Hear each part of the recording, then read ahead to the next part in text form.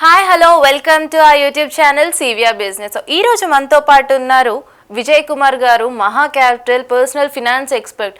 అసలు ఫినాన్స్ని మనం ఎలా మేనేజ్ చేయాలి, ఒక మిడిల్ క్లాస్ వాళ్ళు మిడిల్ క్లాస్లోనే ఎందుకు ఉండిపోతున్నారు, ఒక 10,000 20,000 వచ్చే శాలరీని మనం ఎలా ఇన్వెస్ట్మెంట్ చేయాలి అని ఈ అన్ని కాన్సెప్ట్స్ మీద మాట్లాడడానికి మన స్టూడియోలో మనతో పాటు ఉన్నారు మిస్టర్ విజయ్ కుమార్ గారు. వారిని అడిగి ఈ విషయాలన్నిటి గురించి తెలుసుకుందాం. Hi sir.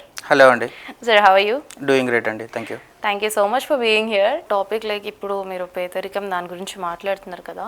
సో ఈ యొక్క టర్మ్ తీసుకుంటే లైక్ 10,000 20,000 వచ్చేవాళ్ళు ఒక్క దాని మీద ఇన్వెస్ట్ చేయాలి అనుకుంటే which is the best option అంటారు? సో నేను ఇంతకుముందు చెప్పినట్టుగా 10,000 వచ్చినా సరే 20,000 వచ్చినా సరే ఫస్ట్ మైండ్ సెట్లకి వెళ్ళి తీయాల్సింది ఏంటి అంటే మన శాలరీ తక్కువ, మనం ఇన్వెస్ట్మెంట్ చేసే దానికి మనకు అర్హత లేదు అని ఎప్పుడు అనుకోవద్దు.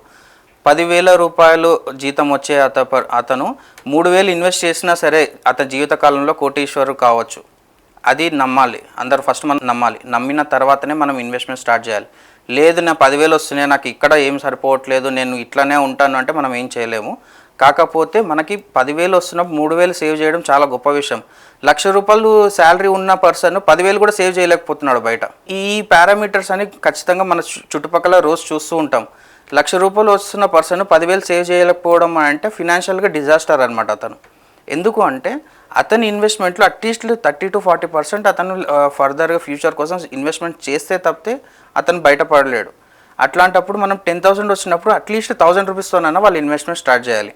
1,000 రూపీస్తో వాళ్ళు ఏం చేసుకోవాలి అంటే వాళ్ళు చిన్న చిన్న ఎస్ఐపీస్ చేసుకోవచ్చు మ్యూచువల్ ఫండ్స్లో. 500 రూపీస్తో కూడా ఎస్ఐపీస్ చేసుకోవచ్చు. 1,000 రూపీస్ కూడా అవసరం లేదు, 500 రూపీస్తో ఎస్ఐపీస్ చేసుకోవచ్చు.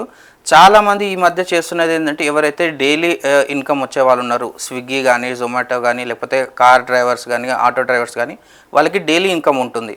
వీళ్ళే కాకుండా స్మాల్ బిజినెస్ ఓనర్స్ ఉంటారు, వాళ్ళకు కూడా డైలీ కౌంటర్ రన్ అవుతుంటుంది. వాళ్ళు ఏం చేస్తున్నారంటే డైలీ ఎస్ఐపీస్ కూడా పెట్టుకుంటున్నారు. డైలీ ఎస్ఐపీలో ఏమవుతుంది అంటే ఎవ్రీడే 500 రూపీస్ లేకపోతే ఎవ్రీడే 1,000 రూపీస్ కూడా ఎస్ఐపీస్ చేసుకుంటున్నారు.